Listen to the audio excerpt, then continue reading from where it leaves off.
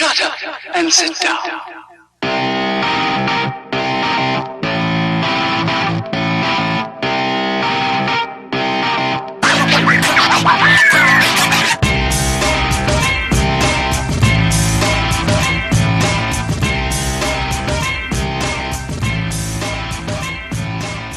Howdy and salutations. Welcome to Broken Table Commentary, a three-man creative discussion all about the greatest of fake sports. One take, professional wrestling. Every week, we each bring a different topic to the table. The topics can be ridiculously serious, opinion or factual, creative or not, whatever we feel like. And as always, the topics for this week are in the description. On commentary, we have our Mark, the debonair diabetic dad, Lenton. I am both opinioned and factual.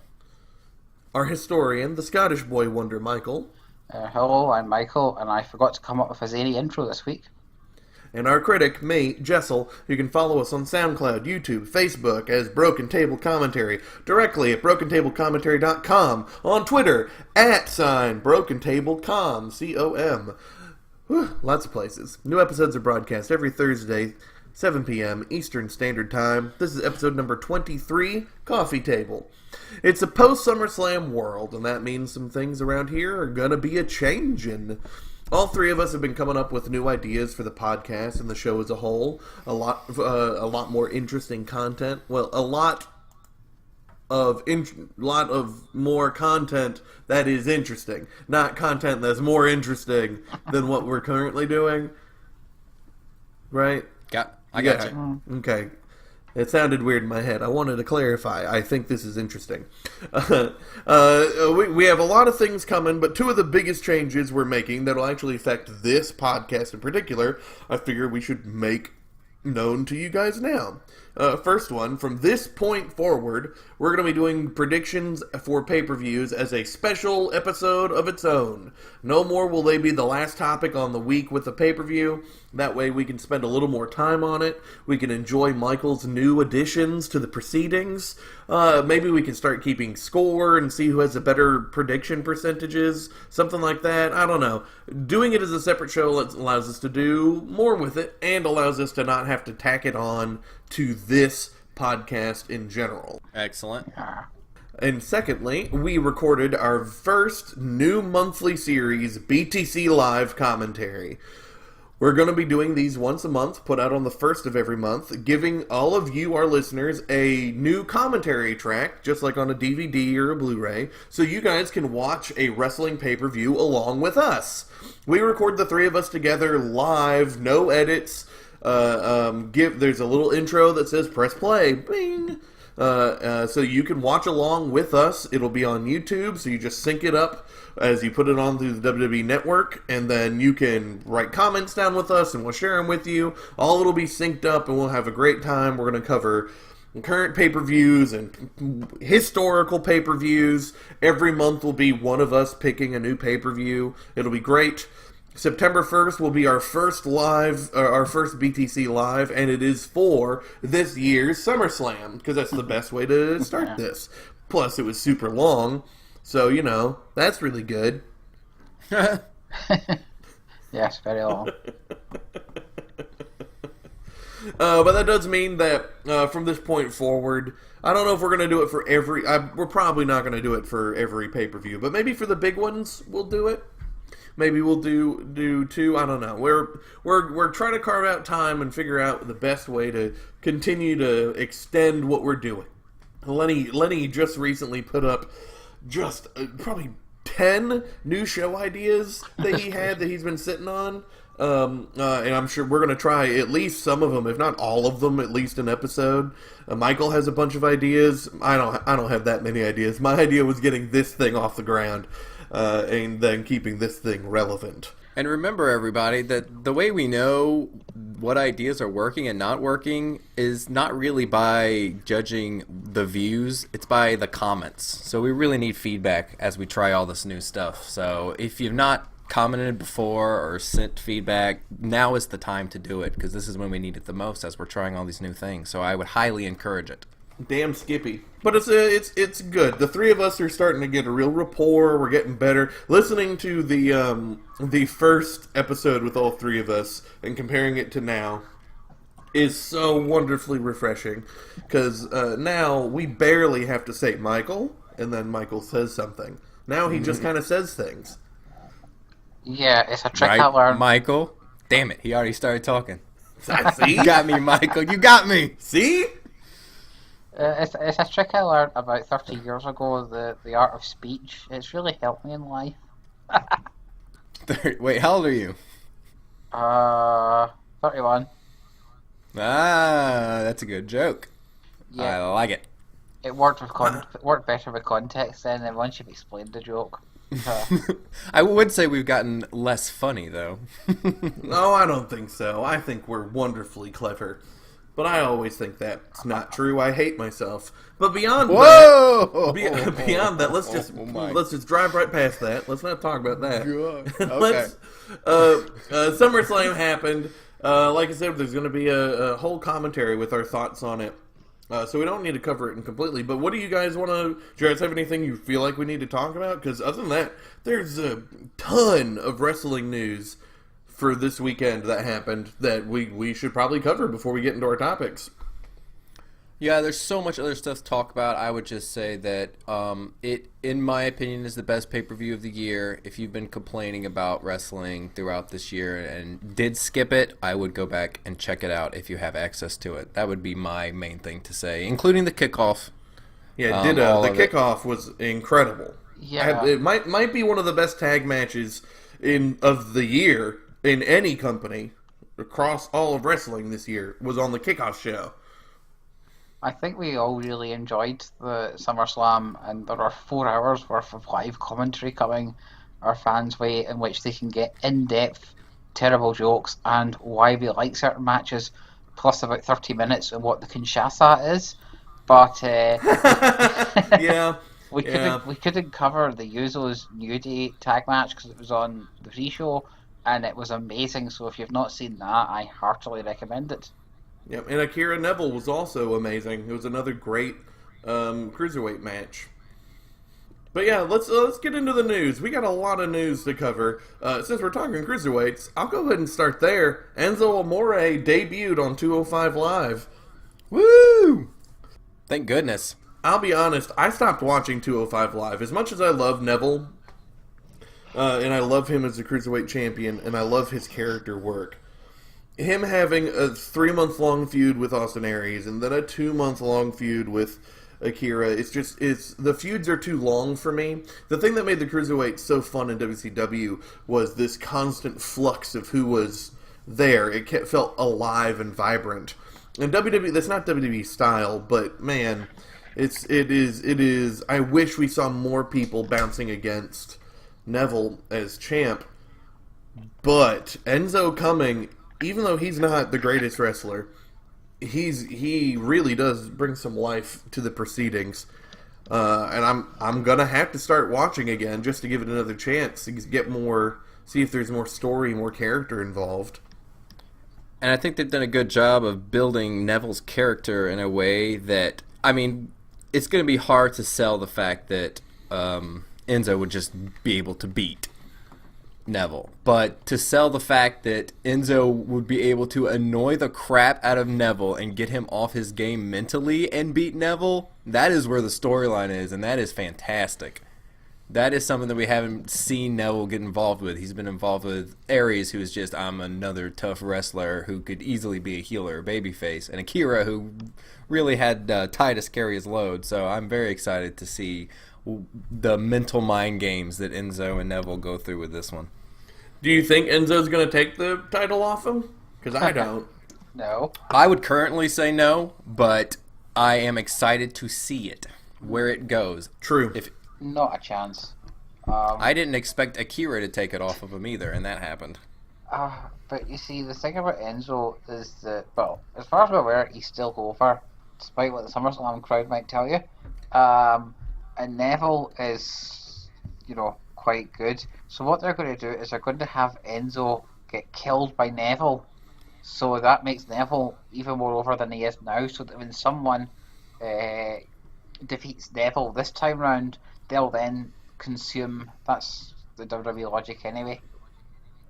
all I know is that Enzo finally has a big enough character that we might finally get more involving stories. They've had stories on 205 Live, but they tend to play out very long and drawn out and aren't particularly great. Like, Gallagher has consistently had a plot on every episode of 205 Live. He is the for lack of a better word, he's the top babyface on 205 Live. And they've constantly had him have a story. Brian Kendrick has constantly had a story, but they don't quite have that pop, that importance that makes it need to be watched. And I think Enzo could really up that. Because having Enzo bounce off Tony Nese, having Enzo bounce off of Brian Kendrick, having him bounce off of having him and Jack Gallagher bounce off each other. There's a lot of interesting combinations that Enzo can do. I hope that he can really add a lot of life to that show. Beyond that, we do have some injuries we need to talk about. One of them not particularly important, and one of them's a pretty big deal. Big being the operative word, as that is Big Cass, who pulled the Nash. And he screwed up his leg, and he's going to be out for 9 months, they are projecting, during a street fight with Enzo Amore. Yeah, he's done his ACL, and it reminds me, Mike Awesome did that in 2001, and he was never the same again, basically. Yeah, it's a crappy time for it to happen, especially since they obviously didn't want Enzo to have won that match. But I think now having Enzo show up on 205 Live, it helps him that he got to win that match, even if it was in such a silly way. But it does suck for Big Cass. I think he'll come back. Who knows if it'll actually be 9 months. When WWE says someone's going to be out for a long amount of time these days, it's very rarely seems to be that amount of time. Yeah, sometimes they do inflate the month-longs. Which makes sense. I mean, it's a win-win situation. You either get to have them out long enough to recover, or they get to come out and surprise people. It's win-win to say they're going to be out a long time. So yeah, but they usually exaggerate stuff like, oh, he has a torn bicep, it will take 6 months, whereas as for a normal person that takes about 3 months. Whereas if it's an actual torn ACL, I can't see much way he's going to be here before the Rumble, at the very least. I'm just hoping this allows Cass to get a real repackage. That's what I want from Cass. I want him to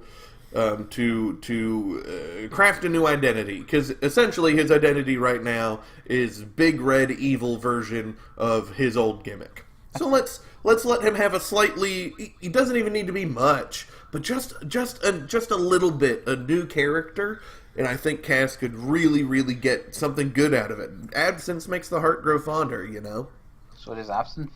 But I was going to say that when he comes back, they'll probably reunite him with Enzo.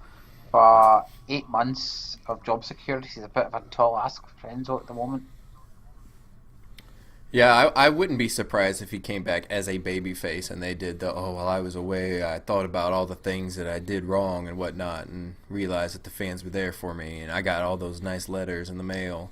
I wouldn't be surprised if they did that and he came back as a babyface, but I do not expect Enzo to be part of that.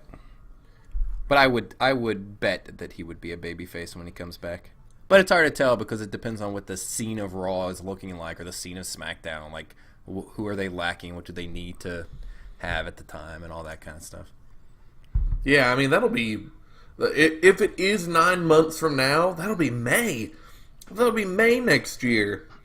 So, a lot can change by then. It's superstar shakeup time, right? Who knows? Since there's only been one, who knows if they're going to keep it at the same time. That's true. But the other important injury is Asuka broke her collarbone in the match with Ember Moon at NXT TakeOver Brooklyn 3, and she is expected to be out for 2 months healing her collarbone. Asuka is still NXT Women's Champion, so while this one doesn't seem to be as big of a deal, 2 months in NXT time is not very long, and they could easily have her not be on screen, or even just have cut promos for those 2 months, and it will not be a big deal. She won't miss the next takeover, so... But that, because it will be no. Or it could be. Go ahead. I was going to say the next takeovers will be November or Survivor Series, won't it? Probably. Yeah, so that's 3 months away. Plenty of time out for them to use their their NXT Weekly show to build up a new contender, and they can have like Asuka on commentary or do stuff that doesn't need interaction. Yeah, especially with the Mae Young Classic, and just like with the Cruiserweights and with the UK tournaments, they tend to keep some of the wrestlers around. So I suspect we might see an influx of talent from the Mae Young Classic, and that could be what starts things off. Or what would be really cool is if they decide to use this time to strip Asuka of the title in general, and bring her up in 2 months to the very, very thin Raw side of the women's division. That could also be a really cool option. Yeah, that's what I was going to say that I think would be the coolest thing to do with this situation. Because I'm sure they've had debates back and forth about what to do as far as the streak and the NXT Women's Championship goes. Because I don't like the idea of her coming up and having the belt. So it does kind of just be like, hey, well, here's your chance. You could have Billie Kay and Peyton complain that, oh, well, she's not defending the belt and she's hurt. You got to strip her of it and keep putting on pressure until they finally take the belt off of her. And then she debuts on another show. That is a good idea. Sorry. I was going to say, but like you guys were saying, with it being NXT, they don't always... I mean, they rarely have title matches on the show. It takes takeovers and stuff, so... Just spitballing, but who would you... If Asuka has the title revoked from her, so she never lost the title, but she no longer has it, who would you have win it? Who would you have be the person that wins it probably off of some kind of tournament or something, for her to, the next NXT Women's Champion? My first thought would be, since they haven't filmed the finals for the women's tournament, is to give it to who wins that. Oh yeah, I hadn't even thought about doing that. That's a good idea. I mean, it is doing like exactly what you did with the Cruiserweight Classic, but not that didn't work. People were into it. Mm-hmm. I just had to look up who actually is on the NXT roster again. Well, there is one obvious contender. She did help a title change just on Saturday night there. If you need to end the Authors of Pain reign, get a Glasgow lass to do it. If you need to replace Asuka, get a Glasgow lass. Bring in Nikki Cross. There we go. Get some of that tartan love. that Scotsman pride. So yeah. That white X on a blue field of love. That's funny. I don't have a good choice for who I think would be good, but I know who would be a bad decision. If putting it on Ember Moon would be a bad idea, not because she doesn't deserve it, but because her losing to Asuka wouldn't mean anything if she injured Asuka and then they put the title on her. So just don't make it be Ember Moon. Anybody else? Agree. Anybody else that I think they have a good story, good thought, good anything planned. Okay. Yeah, you know what I mean? No, I agree. Yeah. Yeah. I just liked that you couldn't think of who, but anyone but Ember Moon. That's fun. Because I think Ember Moon will be a champ. I think she'll be a big star. Just let's keep story continuity. We had two big debuts on SmackDown, Bobby Roode and Shelton Benjamin. Both of them are now SmackDown roster members. Shelton Benjamin teaming up with Chad Gable in a nice bit of continuity. As Daniel Bryan says, I didn't just give away Jason Jordan. Kurt Angle helped me sign one of his best friends, and then Shelton Benjamin showed up. That's cool. That's really good. I loved it. I'm not Shelton much Benjamin. of a... Oh, I'm sorry. I was going to just say Shelton Benjamin looked huge next to little Chad Gable. He really does look enormous. I know he's not enormous, but he looks enormous next to Chad and Daniel Bryan. I missed all of the cool Shelton Benjamin years, apparently. So I don't know very much about how you two feel about Shelton Benjamin, and I'm very interested to hear it. I know that for me, I liked him in the World's Greatest Tag Team, but as soon as he left that, he just didn't do it for me. It felt like he never had any character or anything. Like, he's a charming dude. He's got great ring work. He was always my example of a guy who had everything you need to be a wrestler except for that special, intangible thing. But I am woefully lacking in Shelton Benjamin, like, singles knowledge. So I'm interested on what do you two think of Shelton? I can sum him up very succinctly for you.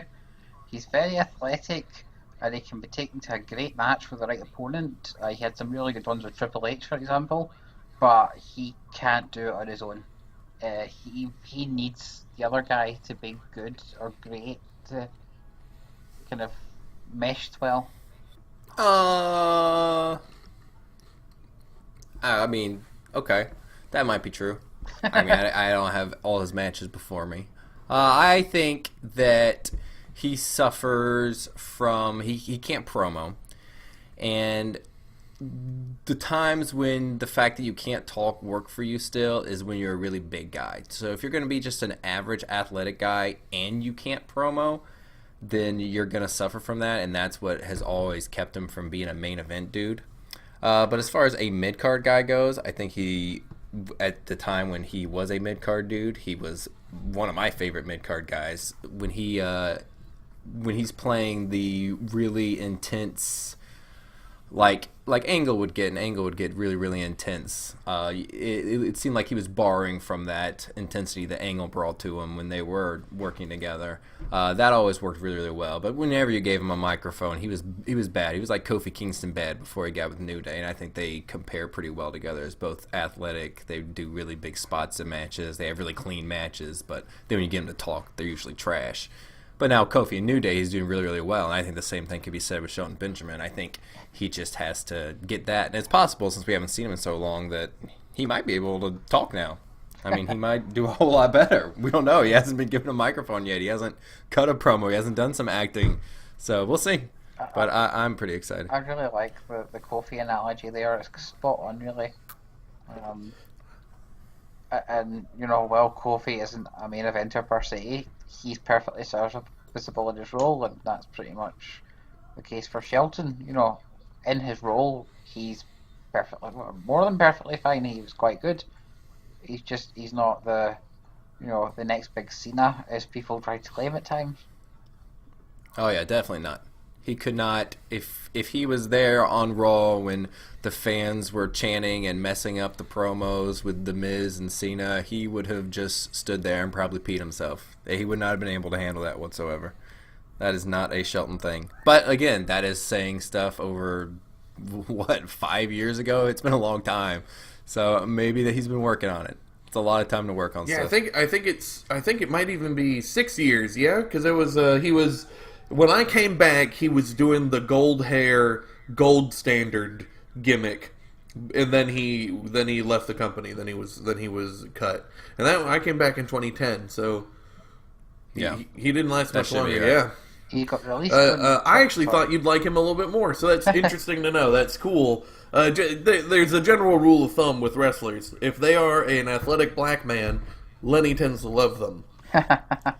Oh, I love him. I love him in the mid-card. Gotcha. No, that's good to know. See, that's why I'm glad I asked. I hope so too. I thought he did very little acting in his little debut thing, but I thought he did a little bit. There was a little bit there that has me interested, though it did kind of look menacing. Not just because he was tall, but it was.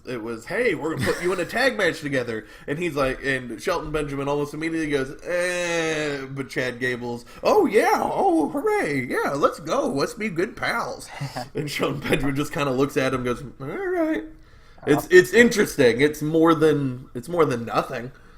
I would bet that he was not supposed to look menacing, and that's just Shelton not being able to act. That's what I would say.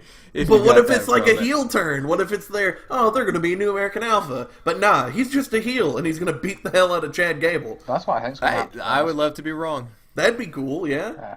And apparently Benjamin got released on the 22nd of April 2010, on the same day as Jimmy Wang Yang, Nice. Funaki, Slam Master Jay, and Mickey James. Black Friday there. Well, there you go. I'm glad he's not gold standard. Now he's bald head. The bald standard.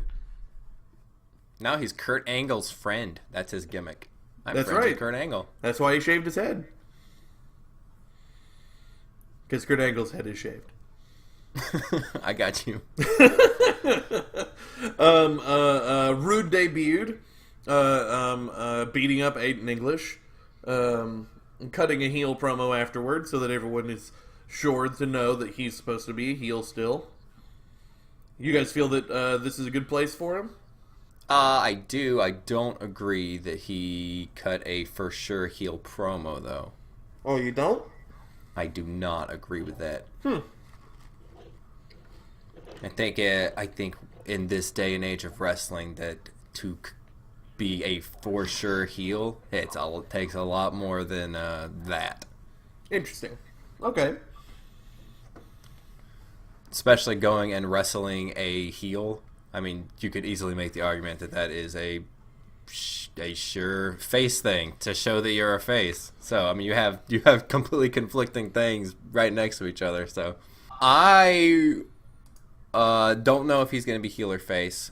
At SmackDown, it was obvious that if they brought him out there and had him just be straight heel, it wasn't going to work because that crowd was going to be obsessed with him and chanting along with him and all that.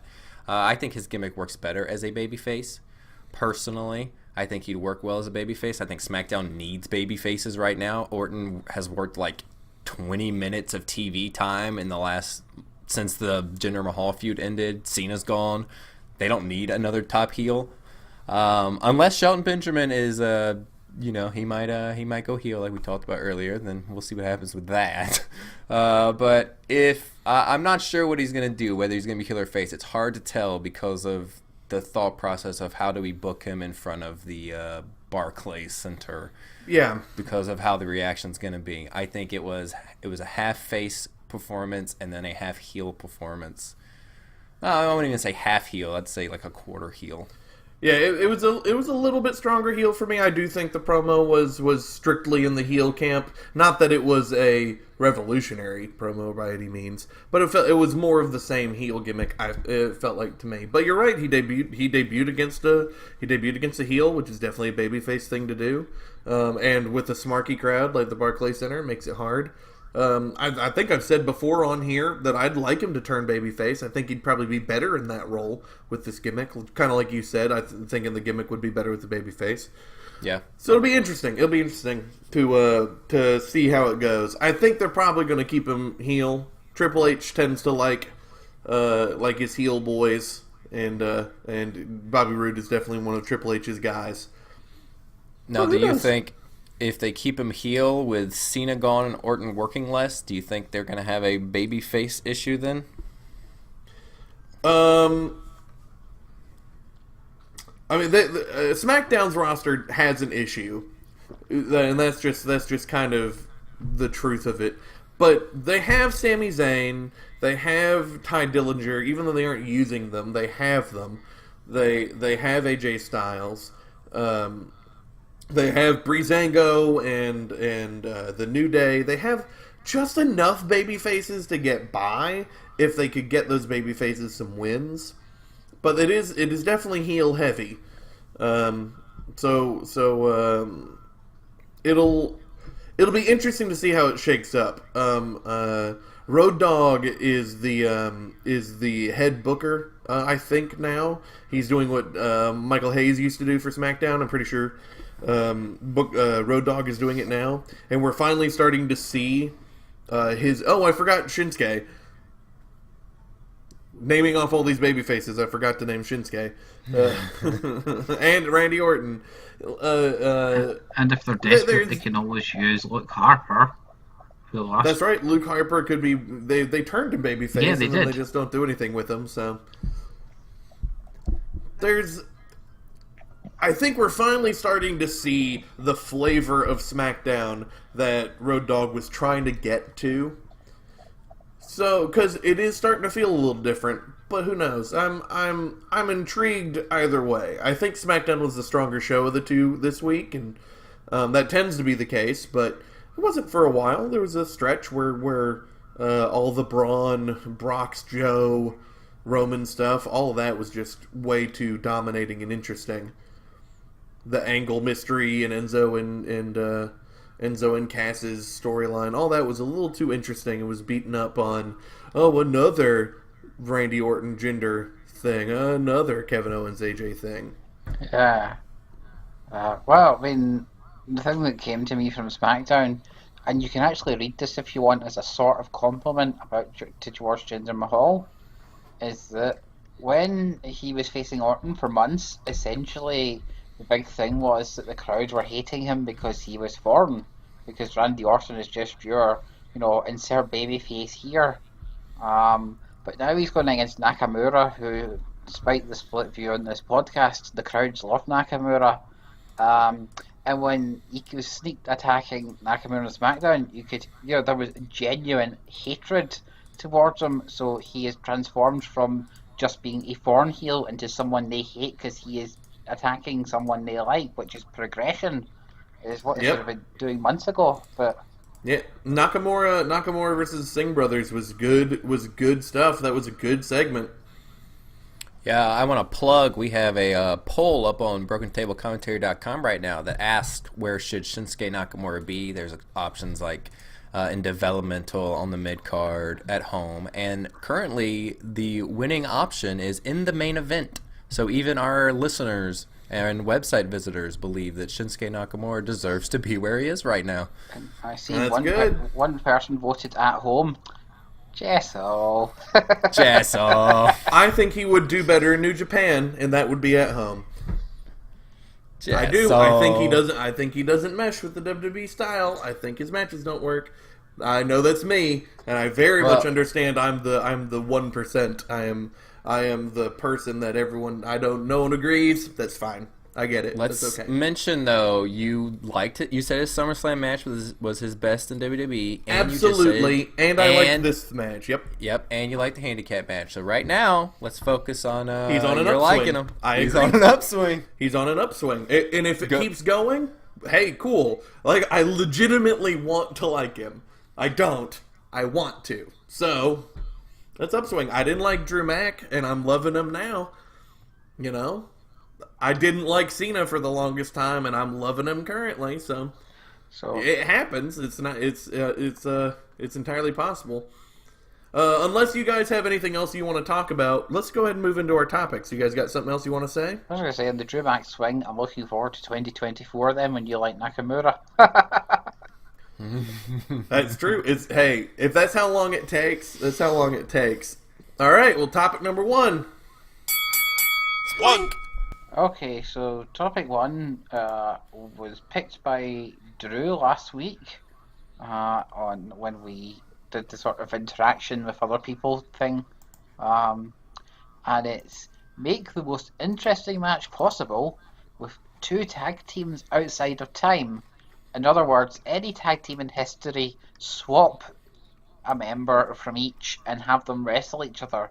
So, for example, to pick 2 teams that nobody will have picked, you take the Usos and the New Day, and you have Jimmy Uso and Kofi Kingston versus Big E and the other Uso, something along those lines. But presumably, Lenny and Jessel have come up with far more interesting picks there. So, I don't know if I'd say far more interesting. Yeah, me either. Mine's not good. Wow, that piques my curiosity, Lenny. What's your pick? Okay. Well, in the vein of this being a why this not that submitted question, mine is a little goofy, and it's got story behind it and all that.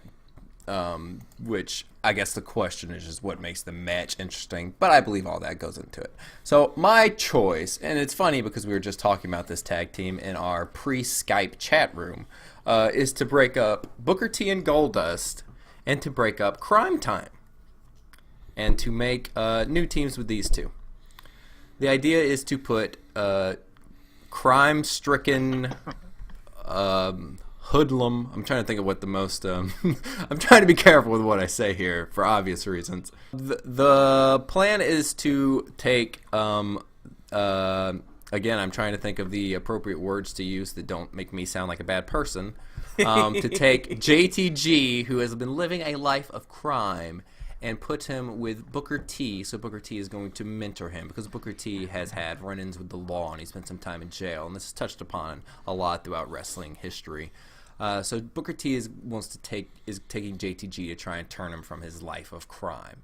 Now Goldust is going to be joining up with Shad. Is it Chad or Shad? It's Shad, right? It's Shad. Shad Gaspard. Yeah. It's that thing you say on YouTube where people are talking like, shh, ads. Let's watch the commercials. Shh, ads. Ads are here. I love ads. Everyone does. That's very funny. Goldust is actually going to be wearing different colors throughout this storyline, so he can camouflage himself into different places to help Shad steal things. So he'll paint his body to be the color of a wall, so the security guards will just be walking by and they won't notice that Goldust is there, and then he'll be able to sneak into the vault and steal stuff. So that's what Shad and Goldust are up to. So you got Booker T and JTG having this feud of Booker T trying to turn JTG around against Goldust and Shad, who are still living this really bad life of crime. Booker T wants to stop it, which leads to their match. Are we supposed to book the match? I think you just have to make it interesting. So if you want to tell us how interesting it is in the finish and all that, go ahead. I mean, I didn't have any of that planned. Well, then no. You don't have to. It's not required. Okay. It's hard because usually if we have questions about these questions, we can be like, oh, hey, Jess, so what did you mean by this? Or Michael, what's the intention here? But we don't have Drew. So when I've had questions, it's been difficult. I guess the match ends with, man, I wish I had that Empire thing or whatever the thing is that Michael used last week. Yeah, he'll be using for the predictions, yeah. I guess I would have, just because I am a white fella touching on racist topics, I would have Booker T and JTG win and turn Shad away from his life of crime with Crime Time, and they would all become outstanding citizens as the ending. I like it. I like Shad as I thought you were going to go with JTG. He did crimes. Booker T will help him. Shad, he left the WWE to want to do movies, so Goldust helped him. I thought it'd be just like that, but you actually gave a nice little an arc and a story and theft of gold and all that. I had an E-Fed character that was his gimmick, and I like you pulling that up. It warms my cockles. Well, thank you, because I was embarrassed at this answer, so that makes me feel a little bit better. But just out of all the tag teams in all of history, the problem was I kept taking them, and then I'm like, oh, but if you split them up, I really like that tag team the way they were, and they had really cool things that they did that now they don't get to do because I split them up. So I had a really hard time not wanting to split up and break tag teams throughout history. So I picked two tag teams that I didn't really care about, but I could still do something cool with. So that's the route I went. I like that. That's a good mindset. All right, it's me. I actually had to come. I came at this hearing how Lenny did it was interesting because I had to come at it from the opposite way. I wanted to find two teams that I really liked their individual works. So when breaking the teams up and remixing them, I could come up with an interesting reason for why. So I took the '90s Steiners and the TNA Hardy Boys, the broken ones, because they haven't quite gotten there yet currently. So we're going to backtrack just a little bit to where they're the TNA broken ones. So we all know what happens to Scott Steiner. He becomes Big Papa Pump. He becomes a big old scary broken man.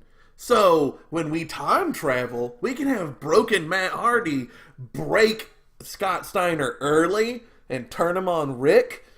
So it's broken Matt Hardy and Big Papa Pump versus the dog-faced gremlin and the charismatic Enigma, who are trying to work together and save their brothers who have been broken and gone Big Papa Pump.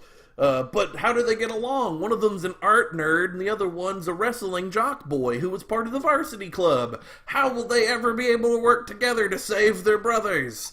I think I'd get a kick out of it. Plus, all four of them in those eras are good. That's when I think Matt Hardy's wrestling work at the TNA broken Matt Hardy stuff was some of his best. And now that he's doing it in the WWE, he's really doing a good job. He's really, really getting there. Jeff had finally gotten clean again at that point, so Jeff was doing fun stuff.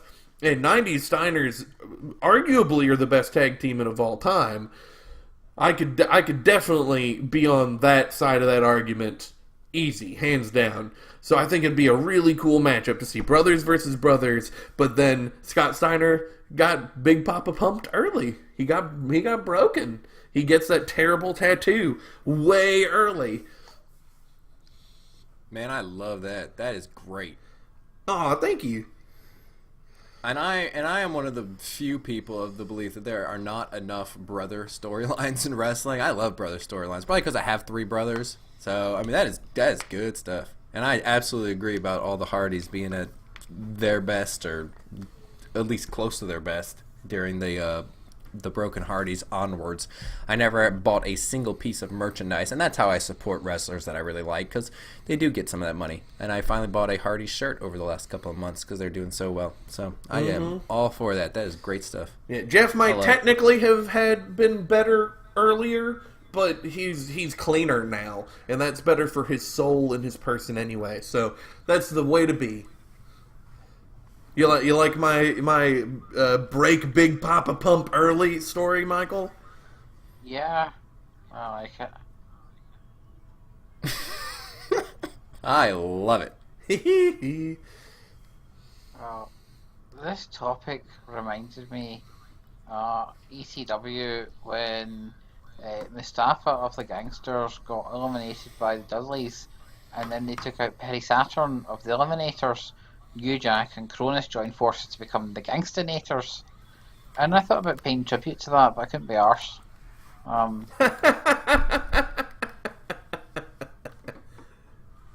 So, Owen Hart and Bret Hart were a tag team. They wrestled the Steiners, who I was going to use, and I decided not to, and thank God now. They wrestled the Steiners. They wrestled the Quebecers. They wrestled the Nation. You know, they had great chemistry. And before Jessel points out SummerSlam 1994, cage matches don't have chemistry with anyone. You know who else was a tag team with great chemistry but better teamwork? The Rock and Sock Connection. So, what I'm going to do is I'm going to take 1994 Bret and Owen Hart out of time, and 1999 Mick Foley and The Rock. I'm going to turn The Rock heel, and I'm going to give us the Sock and Hart Connection versus The Rock and Owen Hart, who I can come up with a name for. Owen's an over heel. The Rock's always over.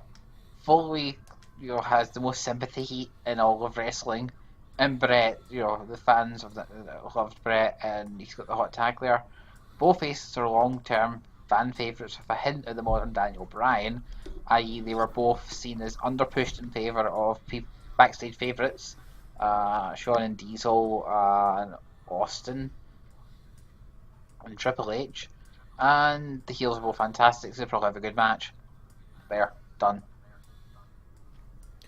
I like it. I really like the idea of in particular, I really like Mick Foley and Bret together. Like, I don't much care for Bret, but I think that's a really neat combo.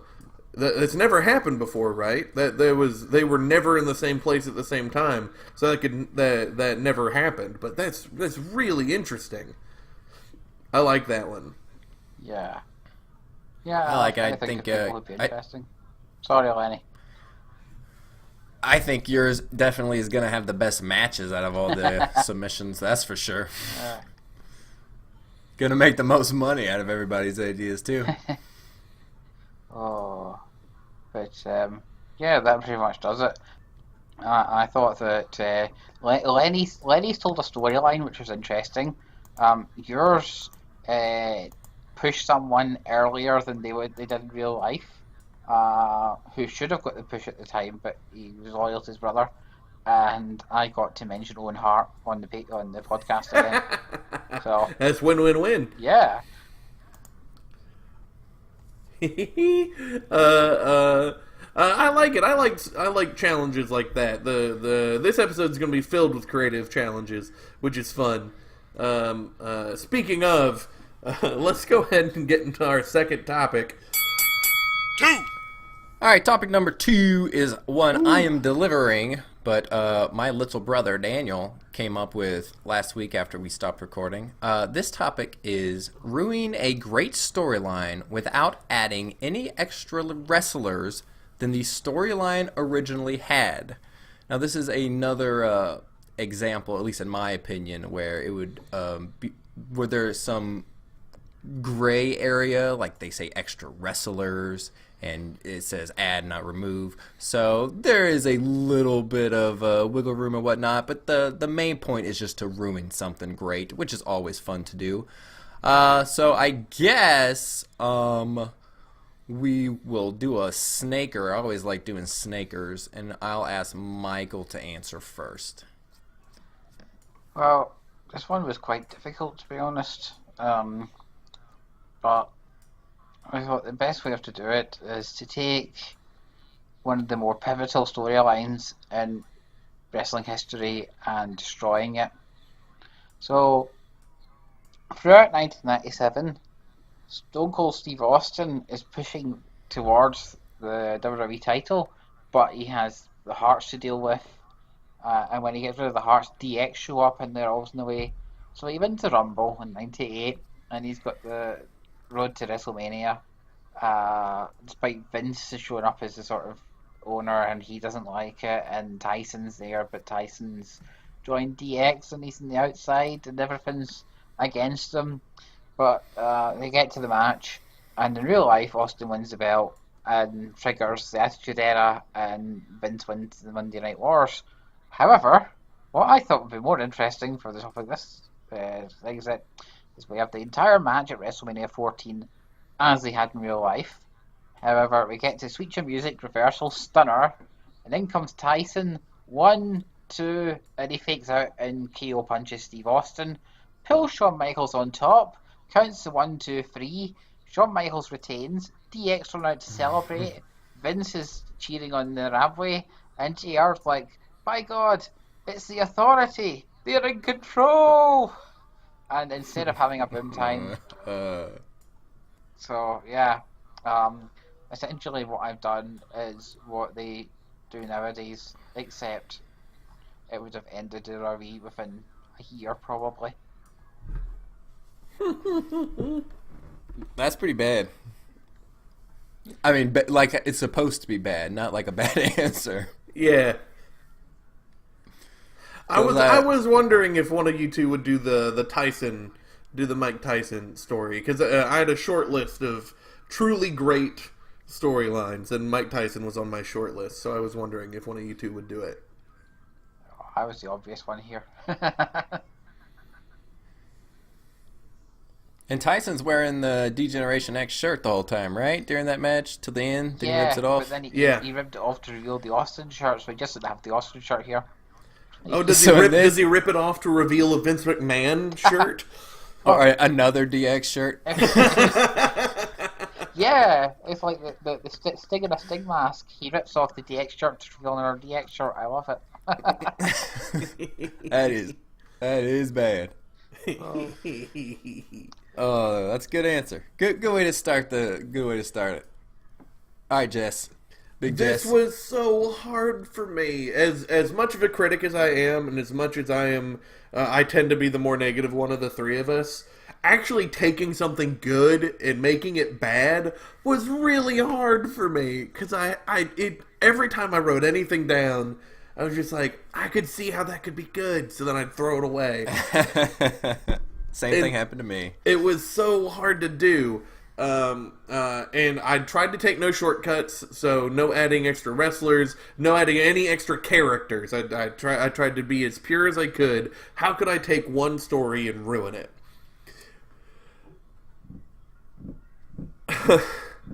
So, this is what I have, and I'm worried that one or both of you are going to think it's going to be good. I'm worried about it, but I think this would be ruining this story. I like this challenge. So, at Bash at the Beach, 1996, there was a 3v3 tag match. The two outsiders, Scott Hall and Kevin Nash, with their mystery third man, versus Lex Luger, Scott Hall, and Lex Luger, Randy Savage, and Sting for the honor of WCW. We talked about this match a lot recently. And it's one of the most pivotal and important and great storylines of all time, because it has all of the Lex Luger build-up. I had all of... Michael and I talked about this for forever. Lenny talked about it. We've all talked about how great this match is. Eventually, Hogan comes down, and in the real world, Hogan is revealed to be the third man, turns heel, joins the NWO, and that's the whole thing, and it sparks everything. So I'm going to try to ruin that. Okay, so we have had the same. We get to that match, and we have the 2v3. You have everything kind of go down the same kind of way. Lex Luger gets carted out for a minute, and then Sting and Savage, or the 2v2. Eventually, Hogan comes out, but as soon as Hogan enters the ring, Sting and Savage start beating up Hogan. And commentary goes nuts. There wasn't a third man. There was a third and fourth. Both Savage and Sting have joined this new world order. And then they start beating up Hogan. And then Lex Luger comes down for the save and also starts beating up Hogan. That's right. Instead of Hogan turning heel, it's everybody else turns heel. And now, Hogan is the only bastion of WCW left. And every single pay-per-view is him beating an opponent in the NWO, one pay-per-view at a time, leading up to Starrcade against Sting, where now Hulk Hogan is good guy Hulk Hogan and Sting is heel NWO Sting for the title. You reverse the order. Everybody's heel except Hogan. He's the only good guy. Man, that would be bad. That would be so terrible to see Hogan run roughshod over every single person. Oh. So, yeah, mine is everyone joins the NWO but Hogan, instead of Hogan joins the NWO. Baby boy, you know I love it. Oh, no. I thought it'd be... I was hoping it'd be bad enough that even you wouldn't like it. Hogan destroys everybody anyways. He just has NWO's help to do it. So exactly, this isn't NWO's help. This is just him clean pinning everybody, which he was doing before this happened. So you're not changing something about Hulk Hogan. This is just Hulk Hogan being Hogan, baby. That's right. Bad Hogan continuing to be bad. The great Hogan. That's why it was such a big deal that he joins the NWO. Is because he was great and amazing, and everybody loved him. No, I love it. That's awesome. I was worried about it. I don't like it more than what originally happened, but I do really like it. Michael, I agree. Are you with me? I agree with Jessel. That would have been shite. I'm a big Hogan fan, though. You are a big Hogan fan, but I was hoping one guy emasculating a whole company, being Hogan, would be enough for you to be okay. It's no. But yeah, No, Hulkamania runs strong in the veins of Linton. One pay-per-view loss is not going to kill you. You're fine. I like Hogan. I think, or I think it would be more kind of like I appreciate him in wrestling, but the whole thing of that show is the spark was that Hulk Hogan was turning heel. If you have it so that the Dungeon of Doom beat him up yet again, then let's all go to sleep. You don't think with Sting turning heel like that, though? Oh, man. That would be intense. Sting has played heel before. He was bad. He was heel. Sting is not a good heel. I'm not saying he never played heel. I'm saying turning heel like that. And yeah. Considering how over he was at the time, that Luger and Savage wouldn't have been as big of a deal. Yeah. It would have been a big deal, but Sting turning heel there would have still been a huge deal. There was only one time in history when Sting was an interesting heel, and that's when somebody in a Sting mask took out RVD and took the mask off to reveal Sting, which is one of my favourite stupid TNA moments. Yeah. Heel Sting in TNA was a thing. Yeah, it was a thing. Oh, man. That's TNA's motto. TNA, it was a thing. It was a thing. All right, Lenny, ruin a great storyline. Oh, I gotta take a big, great yawn first. That was great. Now, I don't doubt that this ruins it. I doubt that some people may consider this a great storyline, but I'm going to ruin the Ric Flair retirement storyline. So, what the storyline is Ric Flair comes back to WWE after a little bit of a hiatus and declares that he is never going to retire, and he's back, baby. He's in Charlotte. I was actually there. This is the first WWE event that I ever was there live for, and I still have not heard a reaction to a wrestler as I did for Flair when he showed up in Charlotte, North Carolina. That was insane.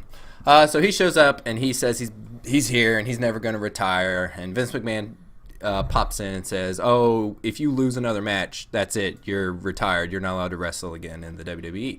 So it starts this, let's see, it's from November to WrestleMania, so 5-month storyline of Ric Flair getting put in all these matches by Vince McMahon and other heel general managers. Regal for a time is doing it.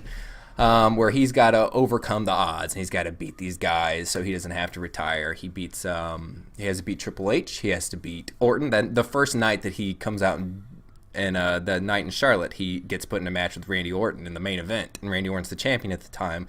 So everybody there is like, oh wow, we're gonna see Flair get retired, but Jericho helps him out. He beats Umaga. He beats Regal, he beats Kennedy, he beats MVP, and it all builds up to this match with Shawn Michaels, because Shawn Michaels comes out and he makes the big announcement that Ric Flair is the first ever active wrestler who's going to get inducted into the Hall of Fame, and he praises Ric Flair and all this stuff. And Ric Flair, when Shawn Michaels goes and does this, feels like, okay, you know, he's coming out there and saying all this and making this big deal about me being the active wrestler, but, you know, now I need to really show how big of a deal I am. I'm going to go out there and I'm going to challenge Shawn Michaels. So he goes and he challenges Shawn Michaels, and it leads to this big match at WrestleMania. Everybody's crying. Shawn Michaels beats Ric Flair. But we're going to ruin that.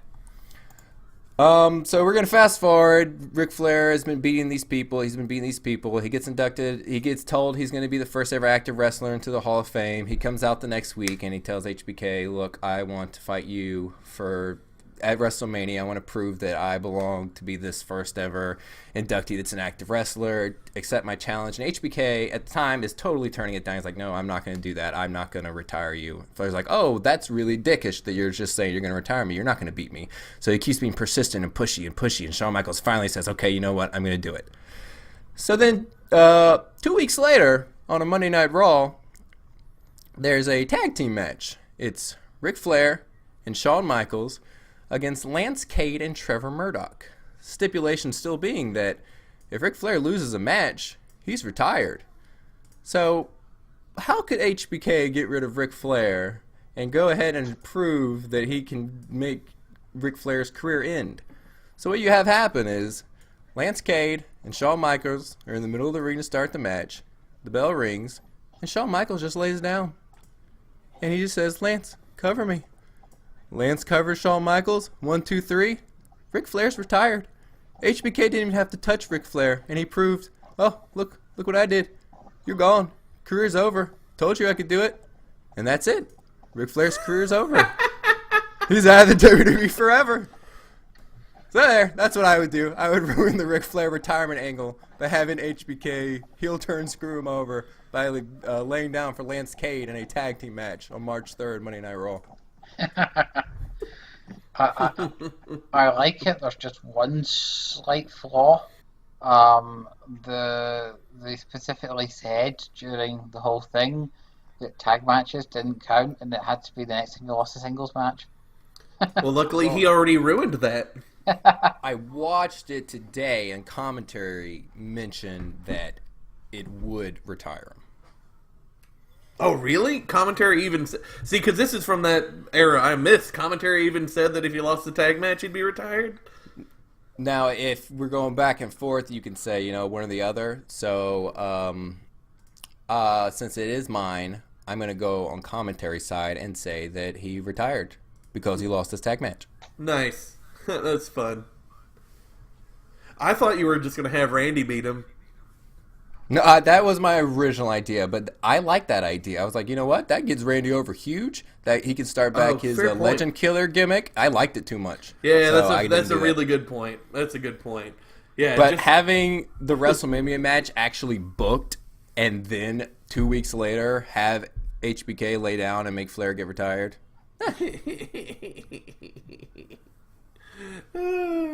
I don't know why you'd think people would argue with you about it being a great storyline. I think most people believe that's a great storyline, right?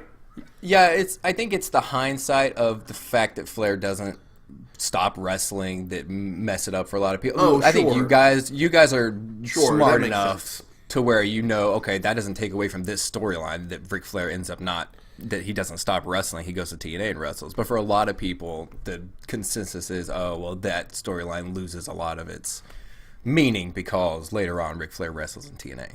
Sure, that makes sense. He's never. No, I like it. I think you ruined that very well. You did a thing that Russo would love and Vince McMahon would never allow, and that's someone lay down to be pinned. Flair never wrestled again in WWE, not even in a battle royal or comedy sketch. So, yeah, he does the let's have a fight with Randy Orton in the parking lot, but it is not. Yeah, that doesn't count. Yeah. Unsanctioned. He wrestles in TNA, but who counts TNA? Not me. We counted up the champions in a soon-to-be-released BTC gaming episode. Well, surprise! Debuting a new episode of a new show in the middle of this for no reason because you brought it up. Woohoo! Nice segue. Yeah, nice segue. Thanks. Topic number 3. Spling! This one's mine. This was my favorite topic. This one also came from Drew. Because I actually had this topic written a little bit differently. So when Drew said it, I had to jump on it. The topic is, which double fictional wrestler would you bring into real life? Now, double fictional, in this sense, wrestling does have its own fiction. It's kayfabe, named for a director of an episode of Raw. Or jokingly, the director of an episode of Raw was named Kayfabe. Regardless, kayfabe means the fictional world of wrestling, where Undertaker is a dead man and so on and so forth. Kane and Undertaker are brothers, even though the people portraying them aren't. So there's already a level of fiction to wrestling. So a double fictional would be a wrestler from like the movie Wrestler, or from a wrestling TV show. Like if you wanted to use the Steven Universe's wrestling characters that they have in 2 or 3 episodes, that kind of thing. So which double fictional wrestler that had to be a wrestler would you bring into real life? Mm-hmm. If you'd like, I could go first. would not like that. That would make me so mad. I'm gonna go last. Damn it! I'm gonna go last then, and I'm gonna make Michael go first. Oh, I thought anyone wanted to go first there. That's why you're going first. It worked. Oh no! Damn you. Bamboozled. Right. The writing of this question I didn't understand at all, and then I got Jessel to explain it in great detail using maps and Google Chrome and all kinds of stuff. So then I just decided I'd make up an answer. So I picked. Yeah, he even got down to these people are here, but those are far away, and no, I was Father Dougal. So, I have picked the villains from the wrestling episode of Honey, I Shrunk the Kids TV series, which was during the 90s. I think I remember that. And I really loved this show. In fact, I watched some of it with Mandy when we were expecting Sarah to see if she thought it was suitable for Sarah, and she was laughing at the jokes. So yeah, it stands up as enjoyably daft kids TV.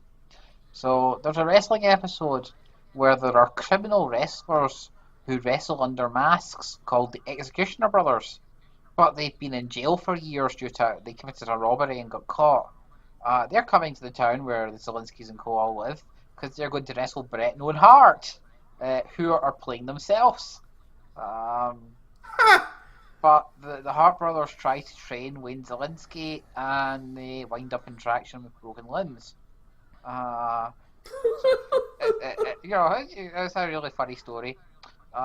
So Wayne and his next door neighbour, Chief Jake, the head of the police, have to tag team to face the new guys, not knowing that they're actually criminals, or that these criminals were in jail because Chief Jake had just put them behind bars in his old town, and now they want revenge. When they did this in real life, it was nails and it was shit. And they did it again, and it was Nathan Jones, G'day, and it was shit.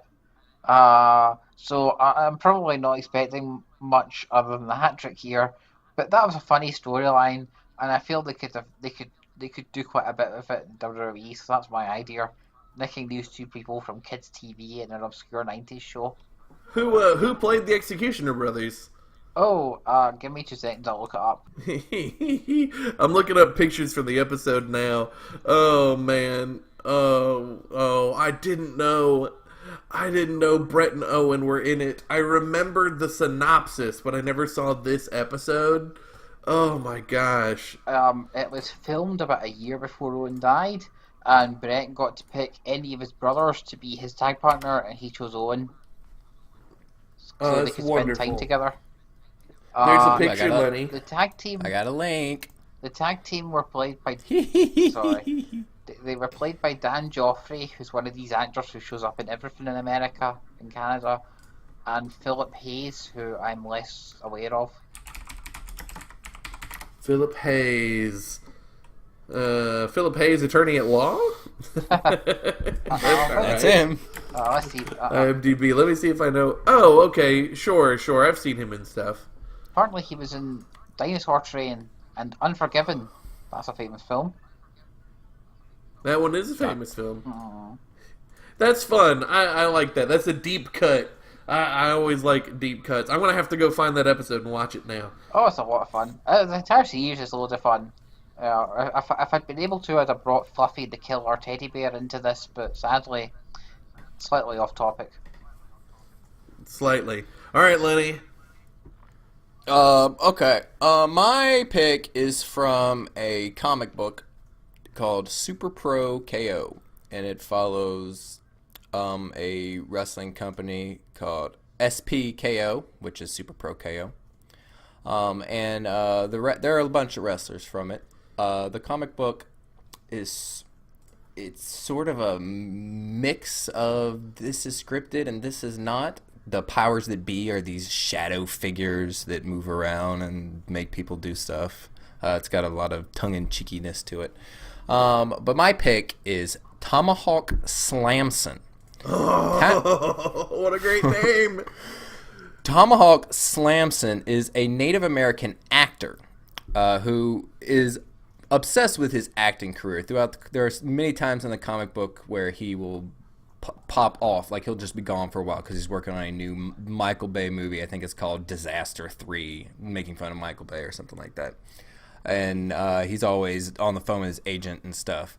But like the people know that he's an actor, like he's a Native American actor. But on TV, when he's wrestling his matches, he is this really intense, over-the-top Native American Tomahawk Slamson. And there's no attempt to try and hide it from the fans that that's not who he is. Like, he doesn't care if you know that he is not Tomahawk Slamson. So I think it's really interesting idea to have a wrestler that is a wrestler in the ring. It'd be like if Goldust is Goldust in his matches, and then all the other time he's Dustin Rhodes. And I think that's really interesting to do that. And Tomahawk Slamson's name is fantastic. He's super funny in the series. I've read a volume and a half. The volumes read really quickly. If anybody I know wants to borrow it, they're more than welcome to borrow it. But it is not an expensive thing to pick up as well. So that is my pick, Tomahawk Slamson. Yeah, just looking, I've already added all 3 volumes onto my wish list. I want these. These are great. King, I think his name is. Holy crap. His design is amazing. I love it. Oh my god, his stupid sharp nose and his crown covering his eyes. Oh yeah. I love it. He's so cool. He's so rad looking. Oh, that's super cool. There are a lot of good ones to pick from the series. See, that's really similar to mine because I went with Mentaro Kiniku, otherwise known as Kid Muscle from Kinnikuman Second Generation, or in America it was called Ultimate Muscle. You might have heard of Ultimate Muscle. It's a Japanese anime about a professional wrestling planet and a tournament, and Kinnikuman is King Muscle, and he was the lead character of the first generation story, and it had a hugely long-running manga, really great anime. But I want to go with his son, Mantaro Muscle, or Kid Muscle. From Kinnikuman Second Generation. Kinnikuman is super, super fun. It's super hard to find. I looked on Crunchyroll, I looked on Funimation. It's not easily accessible, and I'm sorry about that, but you can find clips of it on YouTube, and check it out. It's amazing. You might even actually recognize them, because they still sell the toys a little bit, little plastic defigured toys, muscle toys. But Mantaro Muscle is a great character. His arc is incredible, and I think he'd be really, really cool to bring into the real world. His story is he is the pampered second generation son of a professional wrestler who had hidden his legacy from his son, and his son didn't know that. So now his son is going into the Hercules Club to get trained so he can fight DMP. What is it? Destruction, Mayhem, Pain, and it's done. It's done like the NWO logo, so it's a lowercase D, big M, lowercase P. I'd love a DMP shirt. But Mantaro, what's so cool about Mantaro is he is naturally gifted, but he is kind of a lech and kind of a coward. He is afraid of getting hurt. He's afraid of doing what he's supposed to be doing, but he's also arrogant and pampered from his upbringing. So he goes into these matches and he starts out feeling really high on himself, and then getting scared that he's going to get hurt, and a few lucky hits, and then the audience starts to get behind him, even though he's not behind himself, and he starts to rise to the occasion. And as you watch the whole story, the whole manga, the whole anime, you watch him become this incredible justice babyface, and he starts as this asshole tweener and becomes this amazing babyface. He is such a cool character. And fun fact, the Muscle Buster, that finisher that Samoa Joe uses and a bunch of other guys use, That comes from Kinnikuman. The Muscle Buster was created in the manga. It is his dad's move. It was in the manga first, and then people started doing it in real life. And that's why it's called a Muscle Buster. That finisher is called a Muscle Buster for Ultimate Muscle, for King Muscle. It's so cool. It's one of the neatest details I ever learned, that a wrestling maneuver came from a cartoon, from a comic book first. It's so cool. I remember the cartoon a little bit. For some reason, my grandparents had a channel that we didn't have that showed episodes back when when did the show come out? It was in the early 2000s, right? I think so. Yeah. It didn't last in America long. Yeah. So I remember bits and pieces of it. I think most people have heard of Ultimate Muscle. I would assume it was very popular. Yeah. Oh, it's so good. I've been trying to get my hands on copies of it all for forever. It might be the next thing I try to collect, because I am trying to finish a bunch of collections this coming year. That's one of my goals. I have a bunch of collections started, and I want to finish them. And that's definitely one. It's so cool. Kevin Mask. That's a great name. I'm just looking at characters from this Ultimate Muscle right now. Yeah. What makes it neat is the show had a rule where kayfabe was kind of reality. So like if your gimmick was like the Undertaker would actually be a zombie. Kane wouldn't be a dude in a mask. He would literally be a demon.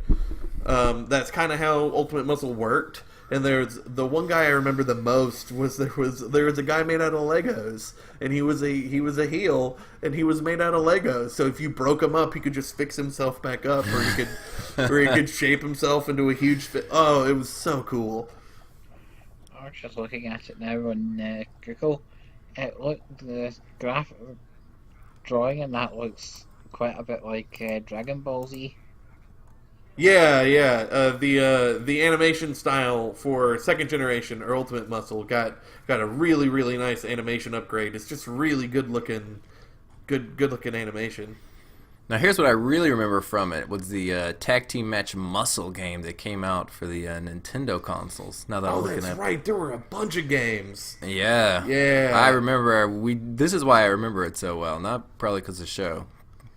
The video games. I enjoy geeking out about this kind of stuff, and it's I like having two things I now really want to go look up, and I hope you guys look up more Kinnikuman, not just you two, but everybody listening. Look up all of this stuff. All this stuff is super fun.